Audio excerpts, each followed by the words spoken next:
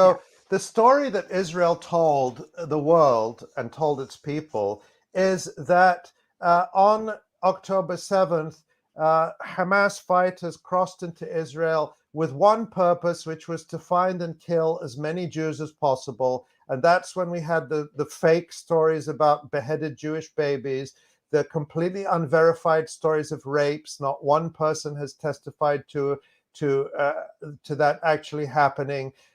And the fake story from Netanyahu of Jews being lined up over mass graves and machine gunned into them like the Nazis and their Ukrainian accomplices did at Babi Yar in Kiev during the Second World War. None of that has happened, but they say that 1,300 people were killed, and they say that Hamas killed all those people. Hamas has not denied that Israeli civilians were killed, but what they said is that we never targeted them. We never went with the purpose of killing Israeli civilians. And in fact, we had this testimony from an Israeli woman, Yasmin Porat. That's the story you just showed that I wrote with David Sheen, who gave an interview on Israeli state radio on October 15th, where she gave her account of what happened in Kibbutz Be'eri. She and her partner had escaped from this rave. And again, the Israeli stories about the rave are also quite questionable, but that's another point. She says, so we escaped from the rave when the rockets started coming over. She never says people were being machine gunned at the rave or anything like that. She says the Qassam rockets were coming over. So we escaped in the car to Kibbutz Be'eri. We found shelter in the home of a couple called Hadas and Adi Dagan. We hid there. I'm summarizing her story, but people can read it and listen to it. She gave this interview on Israel radio, and we have the whole audio with subtitles. People can listen to it themselves. So they found shelter at this house with this Israeli couple. Then the Palestinian fighters came.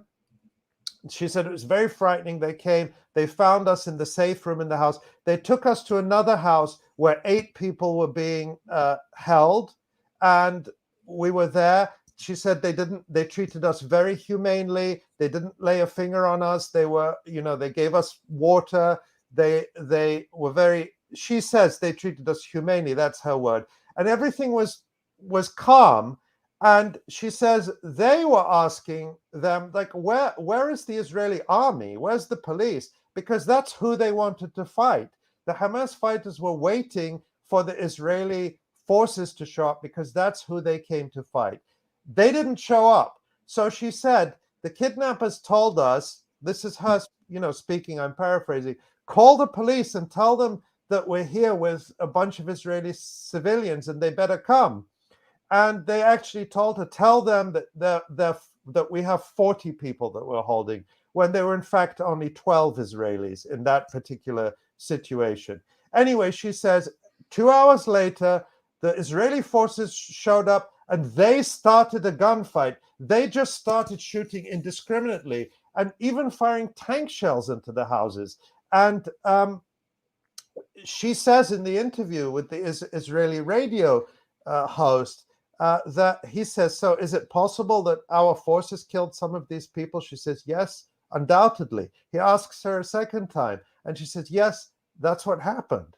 She says that a lot of these people were killed. And people have to understand, Katie, that Israel has something called the Hannibal Doctrine, which says that if Israeli forces are seeing one of theirs being abducted, they have the right to use overwhelming force to kill the captors and the person who's being taken, the prisoner, because Israel doesn't want its enemies ever to have living Israelis as potential bargaining chips. Right. So they used the Hannibal Doctrine.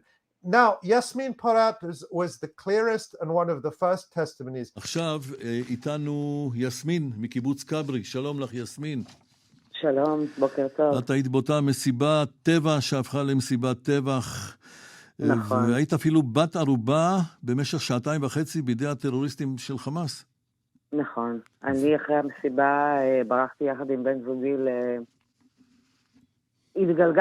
נקלענו לקיבוץ בארי לתפוס של מחסה בשעה שאנחנו לא יודעים שיש חדירת מחבלים, בעצם אנחנו להתגונן מפני הקסאמים. כן. דפקנו בדלת אצל זוג ממש נחמד, משפחת דגן, הדס ועדי, שהכניסו אותנו לממד שלהם, שהיינו בממד איתם בין 6 ל-8 שעות, תחת פחד מאוד גדול, כי אנחנו יודעים שיש חדירה של כ-100 מחבלים בתוך הקיבוץ, והיריות נשמעות בכל עבר, עד שאנחנו מגיעים לשלב שהזוג הזה מודיע לנו שהמחבלים ממש נמצאים בית לידינו, ושכנראה הם יגיעו אלינו, ובאמת לא עוברות 5 דקות וכל הבית מתנפץ לרסיסים, ואנחנו במשך שעה מצליחים לא לתת להם לפרוץ את הממד שלנו, ובמשך שעה דופקים 10 מחבלים בערך על הממד, צעקות בערבית, זה היה שעה מאוד מאוד מתוחה, והרגשנו בפחד שלא יתואר, ואחרי שעה הם מצליחים לפרוץ את הממד, ומוצאים אותנו, את 4 לבית ליד, שכבר בו שהו 8 בני ערובה נוספים, אנחנו מצטרפים ל8 האלה, ואנחנו הופכים להיות בערך כ12 בני ערובה, עם 40 מחבלים, ששומרים עלינו. אני מקצרת לך את הסיפור, הם מתעללים בכם? הם לא מתעללים בנו, הם מתנהגים אלינו בצורה מאוד אנושית, זה אומר שהם שומרים עלינו. כן, מה זה אומר אנושית? שומרים עלינו, הם נותנים לנו לשתות פה ושם, שהם רואים שאנחנו בלחץ, הם מרגיעים אותנו. הייתה תחושה מאוד מאוד מפחידה, אבל אף אחד לא התנהג אלינו באלימות. למזלי, לא קרה לי מה שאני שומעת בתקשורת. קרו דברים איומים ונוראים.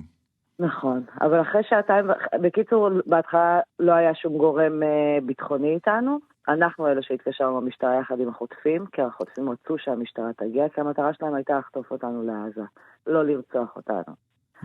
ואחרי שעתיים שאנחנו נמצאים שם עם החוטפים, מגיעה המשטרה, מתנהל קרב ירי שהמשטרה שלנו מתחילה אותו, קרב ירי מאוד מאוד קשה מבחינת כמות התחמושת שעברה שם, או לא בסיומה, במהלכה, אחד המחבלים החליט להיכנע, זה מחבל שיצר איתי קשר במהלך השעתיים האלה, יצרתי קשר עם כמה מהחוטפים, אלה ששמרו על הבני ערובה. כן. והוא מחליט להשתמש בי כמגן אנושי, הוא מחליט להיכנע, אני לא מודעת לזה באותם רגעים, זה בדיעבד, הוא מתחיל להתפשט, הוא קורא לי ומתחיל לצאת איתי מהבית תחת אש, אני צועקת בזמן הזה לימ"מ כשהם יכולים לשמוע אותי, שיפסיקו לראות, כן. ואז הם שומעים אותי והם מפסיקים לראות, אני רואה על הדשא של בגינה של האנשים מהקיבוץ, שיש 5 בני ערובה ששוכבים, או 6, על האדמה בחוץ, ממש כצאן לטבח, מול הירי של הימ"מ שלנו והמחבלים. הטרוריסטים ירו בהם? לא, הם נהרגו מהחילופי ירי, תבין שהיה חילופי ירי מאוד מאוד קשים. זאת אומרת, יכול להיות שזה כוחותינו ירו בהם? כשניסו לחסל את החוטפים, את החמאס. הם חיסלו את כולם, כולל הבני ערובה, כי היה שם חילופי ירי מאוד מאוד קשים. אני משוחררת בסביבות השעה 5:30, ב8:30 כנראה מסתיימת הלחימה, אחרי שהיה חילופי אש מטורפים, אפילו 2 פקזים של טנק שירו לתוך הבית, שזה בית קיבוצי קטן, זה לא איזה, רואים את זה בחדשות. כן. זה לא מקום גדול. וברגע הזה כולם נהרגו, היה שקט חוץ מניצולה אחת שיצאה הדס דגן, וזהו וגם. איך כולם נהרגו? מהחילופי אש. מהחילופי אש, כלומר יכול להיות שגם זה מאש כוחותינו? חד משמעית. כן? וככה אני מאמינה. אוי, זה נשמע כל כך רע. כן, וכולם מתו. ואת, בזכות אותו מחבל שהחליט להסגיר את עצמו, בדיוק. ואת ניצלת וכל היתר נהרגו שם. חוץ מעוד בחורה אחת שניצלה, מצאו אותה אחרי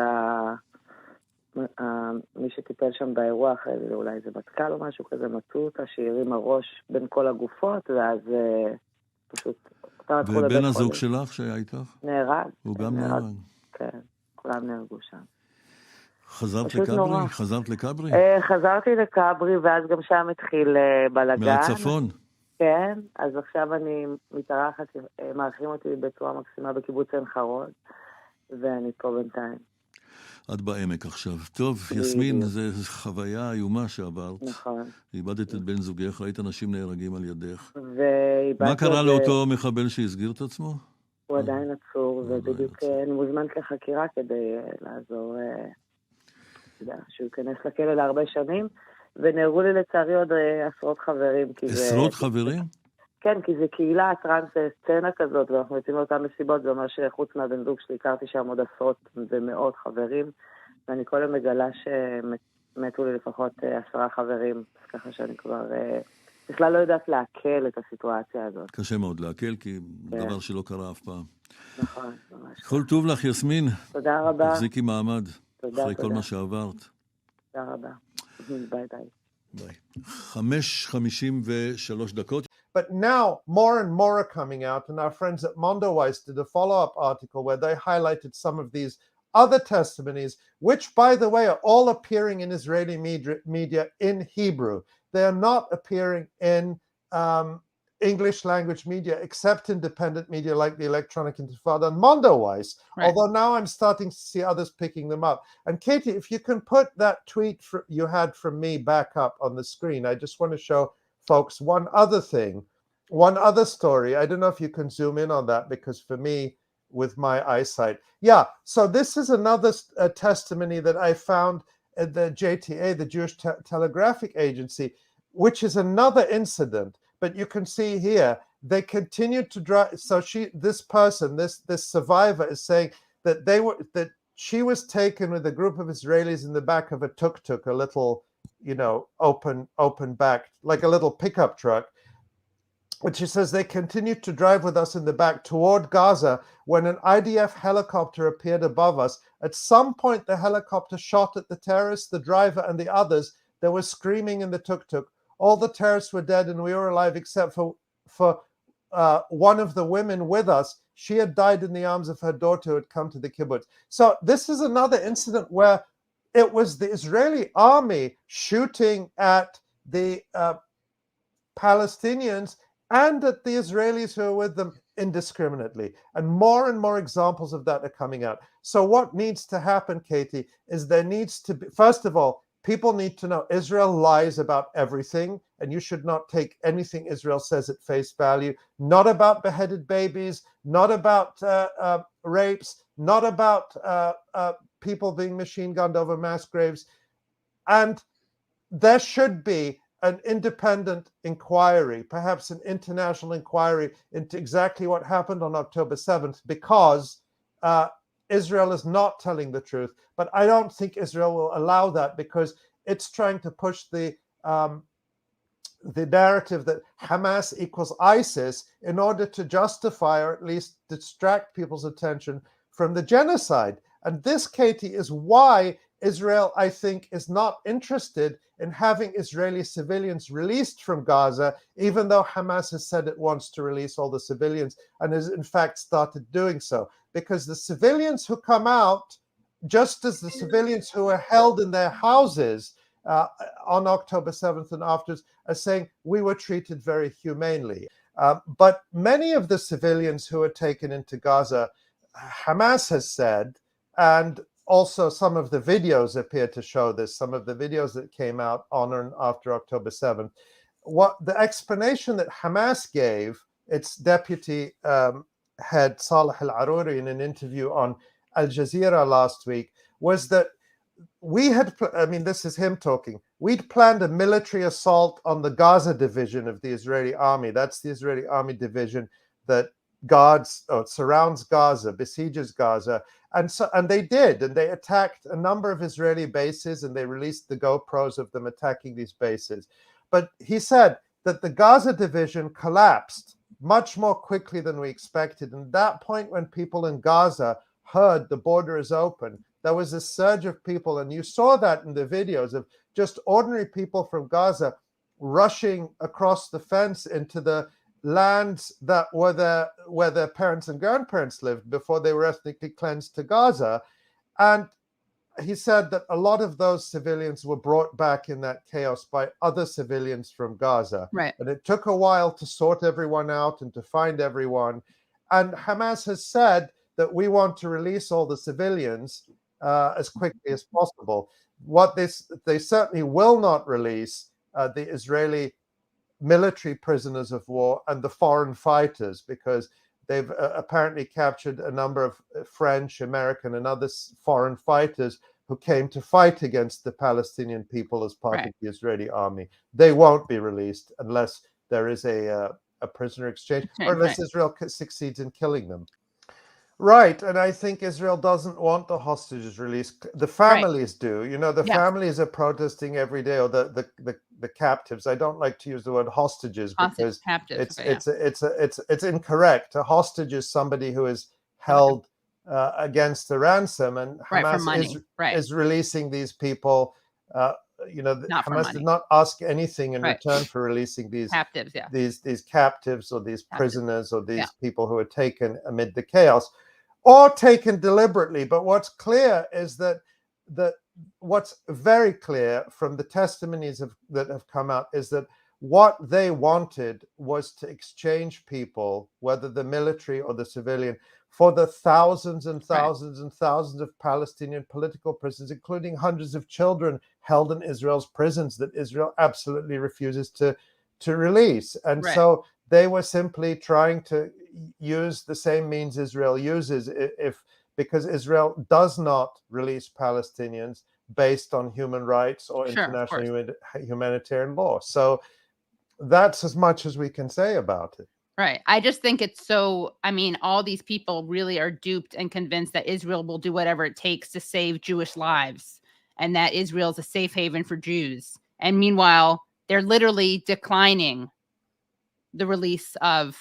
And they definitely killed a large number of people on October 7th. Yeah. The exact number. And if you read the Mondoweiss article, October 9th in one kibbutz, the Israeli army shelled a bunch of houses that had Palestinians and Israeli civilians in them indiscriminately and killed a lot of people. But the exact number we will not know without an independent inquiry. Israel hopes to take advantage of what it has billed as the Israeli 9/11 with, a lot of fake atrocity stories about what happened on October 7th, like the fake story of 40 Jewish beheaded babies and the completely unverified claims of rapes and mass shootings, which Netanyahu claimed that Palestinians were shooting Israelis over mass graves. Absolutely no evidence of any of that has come up. They haven't produced a shred of evidence of that, but they're using these atrocity tales in order to incite the Israeli population and the world public opinion into a genocidal rage, which would allow them to possibly expel the Palestinian population in Gaza to Egypt. And at the very least, they want to wreak a revenge that is so great that they think the Palestinian people will simply surrender and give up.